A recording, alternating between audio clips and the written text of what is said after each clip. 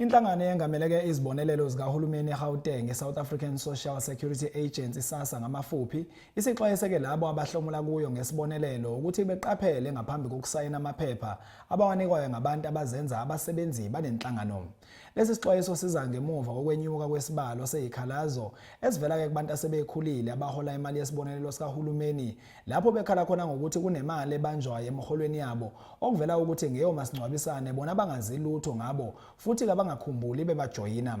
ISASSA ibesinxusa labo abahlomula kuya ukuthi beyibukisise noma ngathi ke bezibukisise izicelo ezifuna imininingwane yabo okanye ke ezifuna ukuba besayine okuthile bese ke ukuthi uma kukhona imali ebanjwayo abangayazi ukuthi ibhekapi bebikele lenhlangano okanye ke ibhange ukuze kuzoqaliswa uphenyo.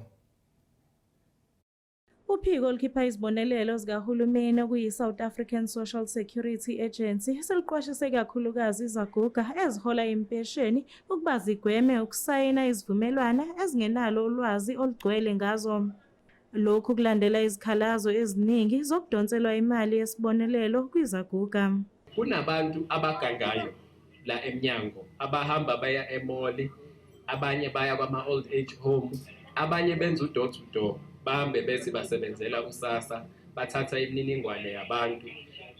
SASSA sifuna ukusho kusemqoka ukuthi asisebenzi thina nama-funeral cover, asiwenzi ama-funeral cover siyi-SASSA. So if uyasola ukuthi lo muntu uthi usebenzela uSASSA usudayisa i-funeral policy, hayi cha akasebenzeli thina lowo muntu. Thina umsebenzi wethu ukuthatha icelo zamagranti sibe sesiyawakhokha. Kusenjalo kube sekuchazwa kabanzi ngoshintsho lwamakhadi amnyama okuzovalwa ngoNcwaba. I-migration yama-gold card uzokhumbula ukuthi i-process eyaqalwa ngonyaka odlule.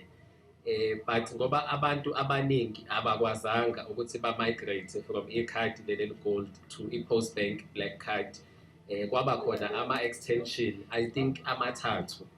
So kuke kwaba khona ingxoxo between i-Reserve Bank kanye ne-Post Bank nathi singu-SASSA, kwaphinde kwavulwa-ke i-period eyokugcina le. Siyacela wonke umuntu ekhaya osasebenzisa i-gold card ye-SASSA ahambe aye ka-Post Bank noma aye kwibhenki lakhe of their own choosing. Akuthina su-SASSA esikukhethelayo ukuthi ufuna imali yakho ukuyithola kuliphi ibhenki.